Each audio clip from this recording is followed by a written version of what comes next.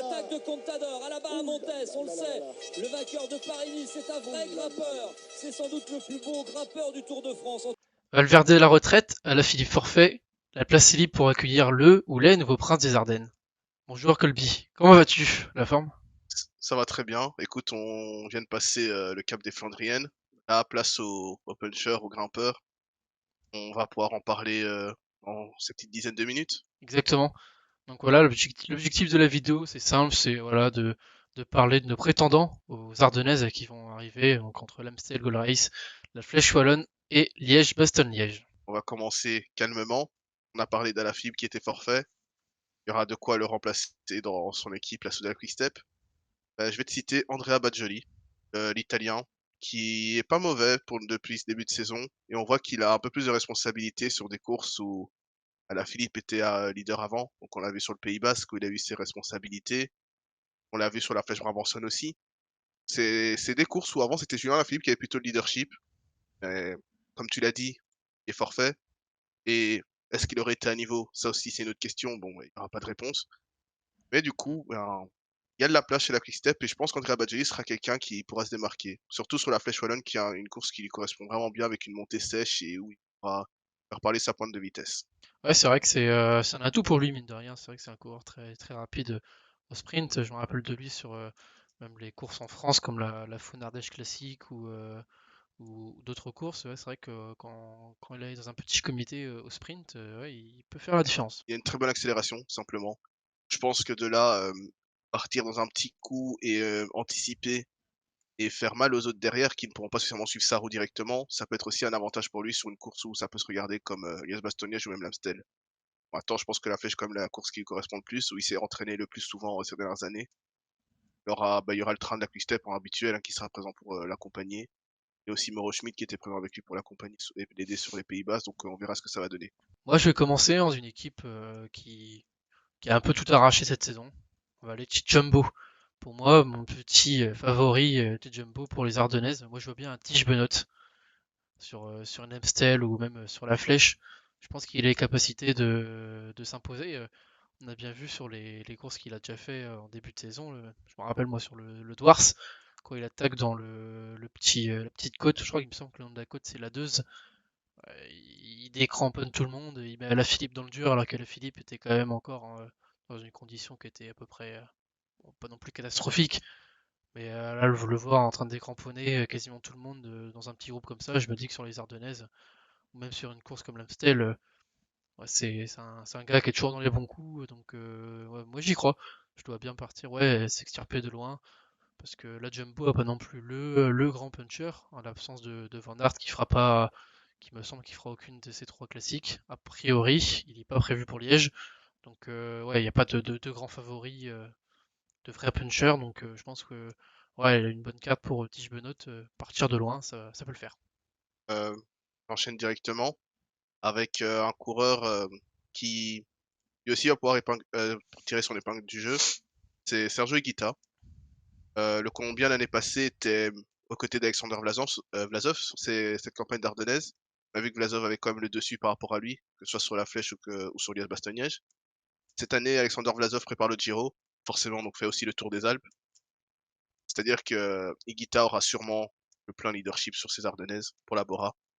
Et on a vu sa campagne sur les Pays-Bas qui remporte une étape au sprint. Et le sprint c'était explosif, mais c'était incroyable. Donc il y a vraiment quelque chose à jouer pour Higuita. Il a une bonne pointe de vitesse.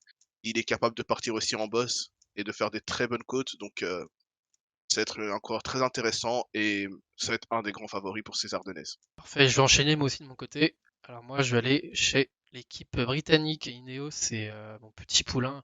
Je vois bien performer pareil sur la Flèche Wallonne, c'est Thomas Pidcock.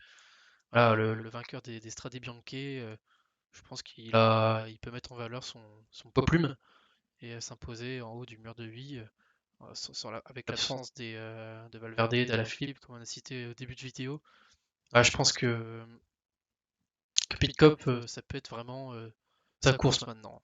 C'est vrai que Pitcock était pas en mauvaise condition sur les Flandriennes. On l'a vu sur le Tour des Flandres, il était quand même assez bien. Après, il s'est relevé, donc non, c'est une bonne carte, sachant que Ineos a besoin de se construire. Et je vais Je vais enchaîner avec un coureur qui vient aussi du cyclocross et de ces disciplines à côté du vélo. C'est Quinten Hermans de l'Alpecin. Le coureur, pour le moment, sa saison elle est assez calme, elle est assez chill. On sait très bien que pour tout ce qui arrive en boss et pour ce profil d'Ardennes, c'est valeur sûre. On l'a déjà vu l'année passée faire podium de la Liège-Bastogne-Liège, alors qu'on ne l'attendait pas du tout. Et de souvenir, il était même lâché au sommet de la Roche-au-Faucon. Donc, il a une bonne pointe de vitesse. Il est bon aussi sur les bosses. L'année passée, il n'a pas fait spécialement une bonne flèche wallonne, alors que c'est la course qui lui correspond le mieux des trois. Donc, à voir comment l'Alpecin va l'utiliser, sachant qu'il sera aussi bien entouré et qu'il y a une bonne équipe Alpecin qui est dans une bonne dynamique. Ouais, c'est vrai, t'as raison. Dommage qu'il soit pas trop en forme. Moi, je trouve qu'il est pas trop en forme cette année, comparé aux résultats qu'il a pu acquérir l'année dernière. Peut-être aussi avec le fait qu'il a changé d'équipe. Peut-être que ça change, qu'il a un peu de mal à trouver ses marques, mais c'est vrai, ouais, c'est un, c'est un très bon coursier en tout cas. J'ai enchaîné, dans ce cas, avec un vétéran cette fois-ci, le vétéran de l'équipe Israël, première tech. Je te parle bien de parler du Canadien Michael Woods.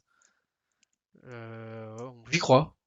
Là, pour le coup, avec le Tour de Catalogne qu'il a fait, même aussi avec les résultats qu'il a eu les années passées sur la Flèche et sur l'Amstel ou même Liège, ouais, moi j'y crois. C'est un gars qui est vraiment un pur puncher, qui aime ce genre d'effort. Et ouais, le Tour de Catalogne, il a montré qu'il revenait vraiment en puissance. L'année dernière, il n'était pas non plus exceptionnel à comparer à son année 2021 qui était vraiment presque limite sa meilleure saison en termes de résultats.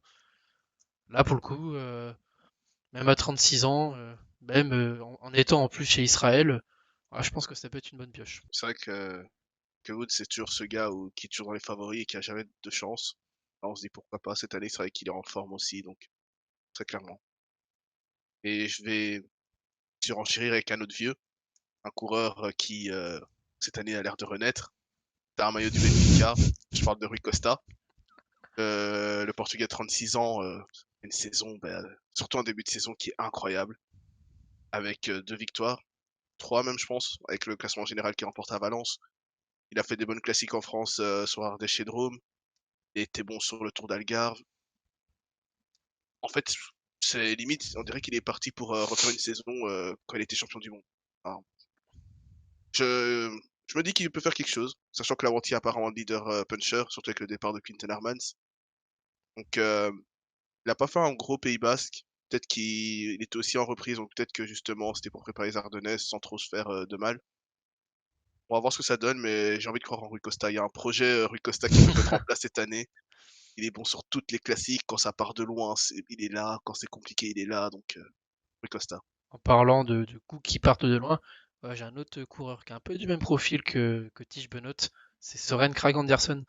Pareil, si la course part de loin, ouais, c'est un des gars qui peut être là, hein. Alpecin, qui pareil, qu'il n'aura pas non plus forcément de leader. Il me semble que Van Der Poel ne fait aucune des classiques pour l'instant, si je dis pas de bêtises. Donc là, pareil, même s'il y a Herman qui peut jouer ce rôle qui peut endosser ce rôle de leader, pardon. Ouais, je pense que Soren Kragh Andersen, s'il y a un coup qui part à 50 bornes, c'est le mec qui a le caisson pour y aller et poursuivre et pour tout simplement même jouer à la gagne. J'y crois. Mon dernier choix, j'ai un peu triché, j'en ai mis 2. Mais c'est vrai que tu as parlé de Valverde et de son héritage vu qu'il part en retraite. Enfin, en retraite entre guillemets, vu qu'il part sur du gravel, on l'a appris ce mois-ci. Mais je vais parler de coureurs de la Movistar, c'est-à-dire Ruben Guerrero et Enric Mas. Parce que le premier, l'année passée, était chez IF et a montré une campagne de classique assez intéressante. Il fait 6ème de la Flèche Wallonne. Il est dans la chute, dans la grosse chute sur Liège-Bastogne-Liège, du coup il peut pas vraiment jouer la gagne. Mais on sent qu'en termes de puissance pure et de montée en boss, il est très très bon. À voir s'il a progressé à la Movistar et tout simplement à voir s'il aura le leadership parce qu'il y a Enric Mas à côté qui a un niveau incroyable depuis la fin de l'année passée, même là maintenant, début de saison. Enric Mas qui fait un bon début de saison, c'est très très rare. On l'a rarement eu. C'est vrai. Donc là, je me dis qu'Enric Mas est bon. Euh, il montre aussi des qualités de puncher qu'il n'avait pas spécialement au début. Où on pensait que c'était plus un grimpeur pur, un espagnol à la Contador. En fait, Enric Mas, c'est limite la relève de Valverde. Malheureusement, un peu moins rapide au sprint.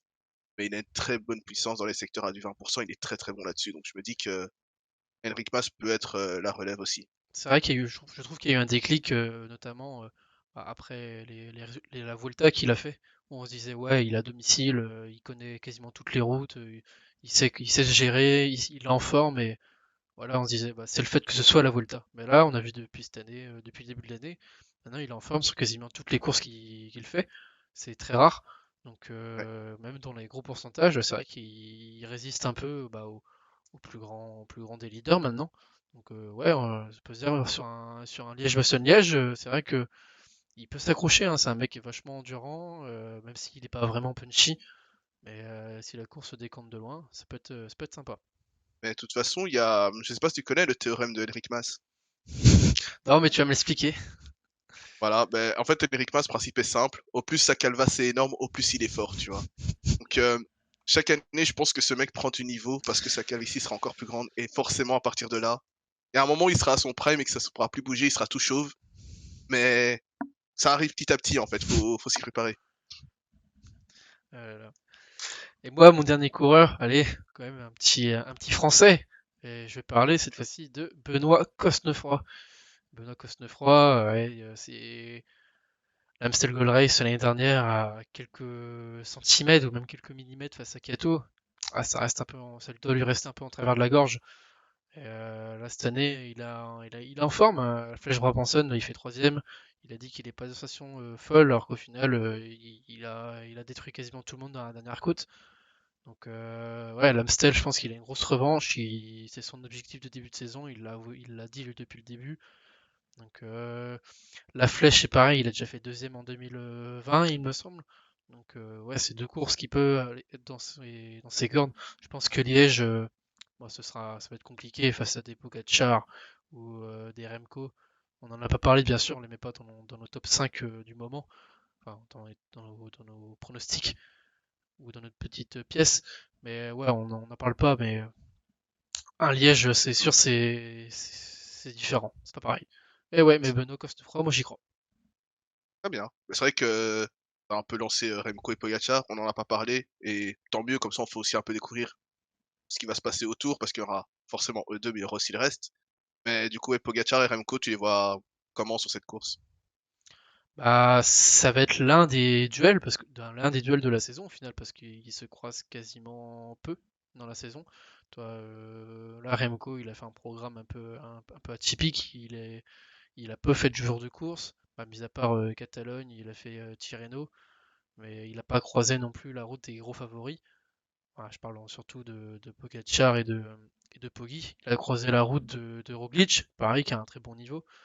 Mais ouais, on attend vraiment un duel avec Pogacar, et là, ça va être le premier gros duel de l'année, donc sur Liège. Donc ouais, ça va être, à mon avis, une course qui peut être décousue, qui peut partir de très loin. Donc hâte de voir ça en tout cas. Ok. Et c'est vrai que par rapport au prono Pogacar qu'on avait fait sur une ancienne vidéo, il a dit que Pogacar allait rien gagner, à part le Paris-Nice. Là, il en est sur le Tour des Flandres. Est-ce que tu as envie de changer de fusil d'épaule pour les Bastogne-Liège ou est-ce que tu maintiens qu'il ne gagnera pas cette course? Ouais, c'était un peu pour faire parler aussi, hein. Je disais ça. C'était la petite cote quoi. Bah là, hein, c'est vrai que sur le papier, c'est le plus fort, hein.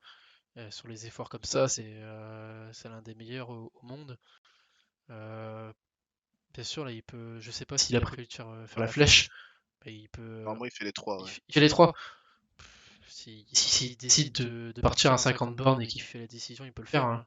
C'est c'est, euh, c'est du Poga quoi, du Poga tout craché. Après, à voir comment les aléas de la course, bien sûr, comme d'habitude. Mais si c'est un peu dans les mêmes circonstances que le Tour des Flandres, rien ne peut lui résister, hein. Parfait. Voilà qui conclut ben, cette vidéo sur les Ardennaises. Rendez-vous ben, déjà dimanche pour l'Amstel, puis mercredi pour la Flèche et dimanche prochain pour Liège-Bastogne-Liège. D'ici là, portez-vous bien. La prochaine vidéo sera sûrement le débrief de ces Ardennaises. Il se peut qu'on le fasse en live, donc vraiment, c'est important.